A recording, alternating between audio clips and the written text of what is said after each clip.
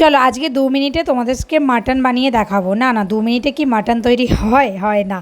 তো একটু তাড়াতাড়ি প্রসেসটা করব, এটা এই ভিডিওটা আমি আগেও শেয়ার করেছি, তো আবারও তোমাদের জন্য নিয়ে এলাম।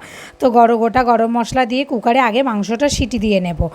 তো 2-3টে সিটি দিলেই মোট কথা হয়ে যাবে। মোটামুটি ওখানে মাংস আমার 90% সিদ্ধ হয়েই গেছে।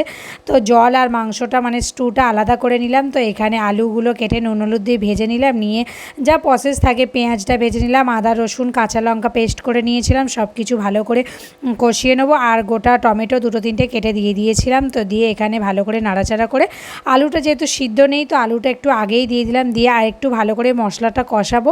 কষাতে ওই স্টুটা যেটা ছিল ওটা দিয়ে দেবো মাটনে, দিয়ে তো একটু নাড়াচাড়া করে আবার মাটনগুলোও দিয়ে দেবো, দিয়ে ব্যাস 5-7 মিনিট একটু কষিয়ে নিলেই কিন্তু মোটামুটি জল দিয়ে দাও যতটা ঝোলের প্রয়োজন আছে, দিয়ে বেশি ফোটানোর তো দরকার নেই, 15 মিনিট ফোটালেই রেডি হয়ে যাবে।